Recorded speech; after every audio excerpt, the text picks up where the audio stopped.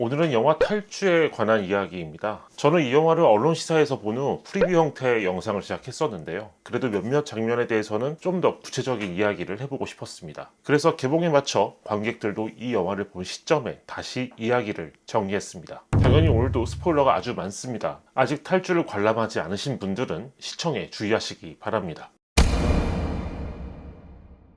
첫 번째 이야기 해볼 장면은 라디오 방송에 관련된 장면입니다. 주인공 규남은 근무를 서는 도중 라디오 방송을 듣죠. 이때 들리는 프로그램이 배철수의 음악 캠프입니다. 극 중에서 배철수 DJ님이 읽어주시는 이 사연이 이 영화의 전체 맥락상 매우 중요합니다. 제가 지금 사연의 내용을 정확하게 기억할 수는 없는데 대략 요약을 하자면 아무리 노력해도 발버둥 쳐도 벗어날 수 없는 현실에 대한 그런 이야기였던 것 같습니다. 분명히 이 사연은 남한에 사는 청년 세대의 사연이겠죠. 그런데 영화 속에서는 이 사연에 북한 군인도 깊이 공감을 하고 있는 설정인 겁니다.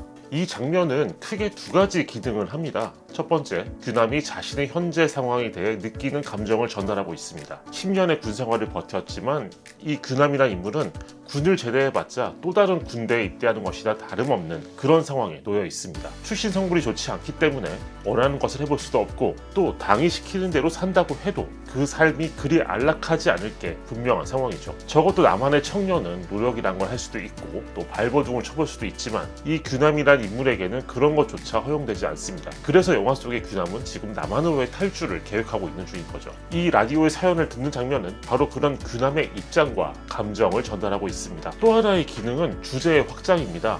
탈주는 설정상 북한이 배경이고 북한 군인의 탈북을 그리는 영화입니다. 하지만 이 장면에서 배철수의 음악 캠프를 통해 이 영화의 주제는 북한이란 설정에서 벗어나 한반도 전체 또는 현실에서 벗어나고 싶은 모든 사람의 입장으로 확장됩니다. 남한의 흑수저나 북한의 흑수저나 새로운 삶으로 나가는 건 어려운 상황인 거죠. 영화의 후반부에 이르면 이제 주인공 규남이 숲과 벌판을 달리는 장면을 꽤 길고 자세하게 보여주는데요. 그때의 감정과도 좀 맞다가 있죠. 그 장면 속의 규남은 귀순을 희망하는 북한 군인 이전에 어떤 새로운 삶이 정말 간절한 그런 사람처럼 묘사되어 있기 때문입니다.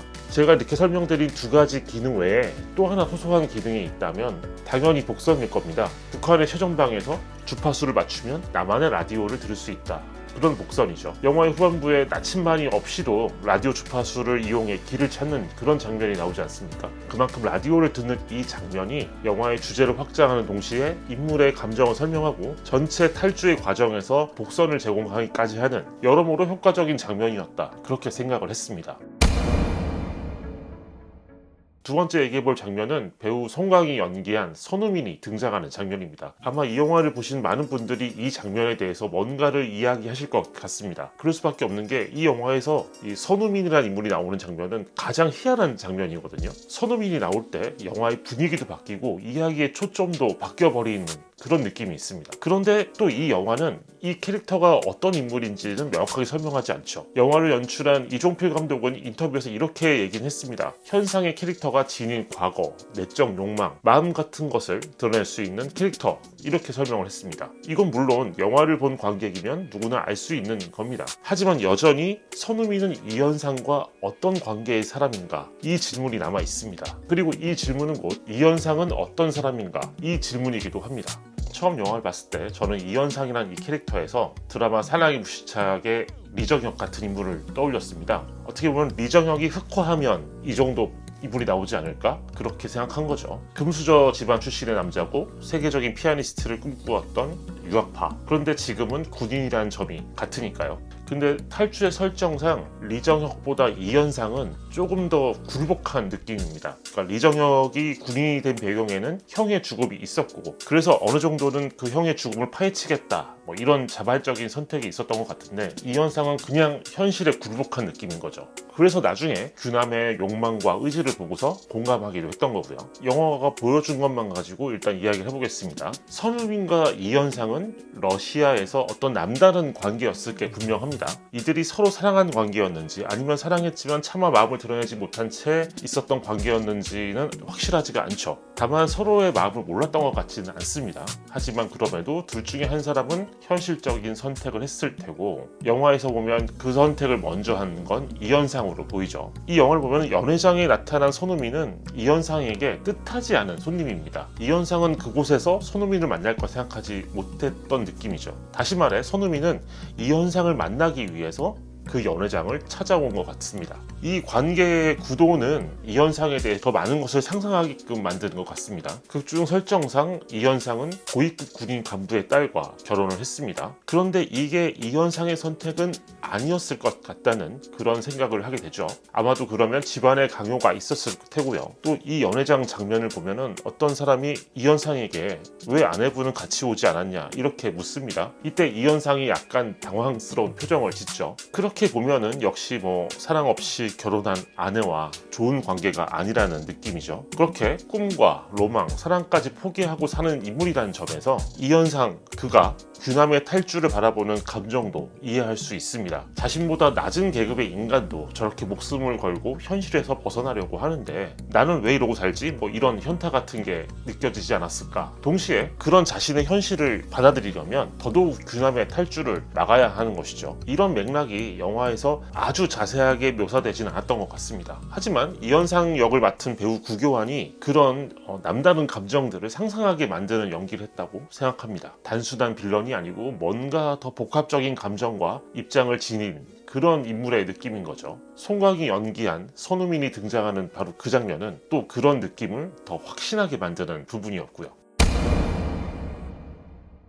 세 번째 이야기해볼 장면은 영화의 마지막 장면입니다. 사실 영화를 보는 동안 저는 이 영화의 마지막 장면에 대해서 몇 가지 예상을 했었습니다. 결과적으로 영화는 탈북 이후 규남의 생활에 대해 어느 정도 추측할 수 있는 장면들로 끝을 냈습니다. 같이 탈출하려던 병사 김동혁이라는 인물이 있었고, 그 인물이 자신의 어머니에게 꼭 전해달라고 남긴 목걸이가 있었기 때문에 이 목걸이는 꼭 전달되어야 했을 것이고, 그래서 현재의 결말 장면이 나왔을 거라 생각합니다. 근데 사실 저는 영화의 특징상 주인공 규남이 탈주를 완수했을 때의 이미지로 딱 그렇게 끝나는 형태를 기대했습니다. 그게 영화의 전체 흐름과 매력에 좀 더 어울리는 장면 같았거든요. 물론 지금의 에필로그가 싫다는 그런 이야기는 아닙니다. 마지막 장면에서는 자이언티의 노래 양화대교가 흘러나오죠. 이때 규남이 아마도 양화대교일 것 같은 그런 한강대교를 걷습니다. 이 장면이 마지막 장면인데 저는 실질적인 이 영화의 마지막 장면은 청년 창업대출 승인 문자, 이 부분을 보여주는 장면인 것 같다고 생각했습니다. 이때 배철수 DJ의 목소리로 규남이 보낸 사연이 들리거든요. 이 내용은 아까 제가 설명드렸던 영화의 초반부에 규남이 들었던 사연과 비슷하면서도 다릅니다. 맨 처음 남한 청년의 사연은 매우 힘들다는 내용이었죠. 그런데 지금의 규남이 보낸 이 사연은 사는 건 너무 힘들지만 그래도 해본다, 이런 태도의 내용입니다. 그런데 그때 청년 창업 대출 문자가 보이는 거예요. 저는 그 순간 어떤 느낌이었냐면은 뭔가 새로운 희망 같은 거를 이야기하던 영화가 갑자기 또 현실 자각 타임을 갖는 그런 느낌이었습니다. 규남이 자신이 원하는 대로 분명 마음껏 도전을 해보며 살았겠지만 아마 편하게 살지는 못했을 것이다, 그런 미래를 좀 암시하는 느낌? 한국 사회에서 어떤 청년들이 대출이라는 거에 갖는 감정이라는 것들, 불안감이라는 것들이 좀 그렇잖아요. 이때 규남이 군사 분계선을 넘기 전 이현상과 나눴던 그 대화가 떠오릅니다. 나만이 지상낙원인 줄 아냐는 그 이현상의 다그침에 규남은 자신은 마음껏 실패를 해보고 싶어서 가려는 거라고 얘기하죠. 그처럼 이 영화는 여러 부분에서 규남의 선택이 이데올로기 또는 더 풍족한 삶을 위한 게 아니라는 점을 강조하려고 애를 쓰고 있습니다. 영화의 초반부에 남한의 대북 방송이 들리는 장면이 나오는데요. 이때도 규남이 대북 방송에 귀를 기울이는 느낌은 아닙니다. 오히려 그 대북 방송은 북한의 비무장지대에서 들리는 소음, 그런 분위기를 조용하는 데 그치고 있습니다. 저는 영화의 이런 태도가 재밌었는데요. 아마도 영화의 성격에 대해서 오해받고 싶지 않다, 그런 의지가 드러나는 부분이라고 생각을 했습니다. 그러니까 이 영화는 북한 대 남한의 구도에서 남한이 더 위대하다고 찬양한 영화가 아니다, 그런 점을 강조하는 것이죠. 청년 창업 대출이 승인됐다는 문자 메시지도 그런 의지의 장면으로 보였습니다. 규남이 갑자기 일확천금을 얻은 것도 아니고 좋은 회사로부터 취업 제안을 받은 것도 아니죠. 규남은 자신의 미래를 담보로 내건 그런 선택을 했다, 그런 결론이니까요. 물론 이 영화를 호도하려는 사람들은 이 영화가 무엇을 보여주어도 이야기하고 싶은 대로만 이야기할 겁니다. 또 이 영화의 제작진도 그걸 모르지 않을 것 같아요. 그래서 라디오 프로그램을 통한 남한 청년의 사연, 그리고 영화의 마지막 부분에서 또 다시 나오는 이 귀남의 사연, 그리고 청년 창업 대출, 이런 문자 메시지, 이런 것들이 곳곳에 설정된 이유가 그런 게 아닐까, 그렇게 생각을 했습니다.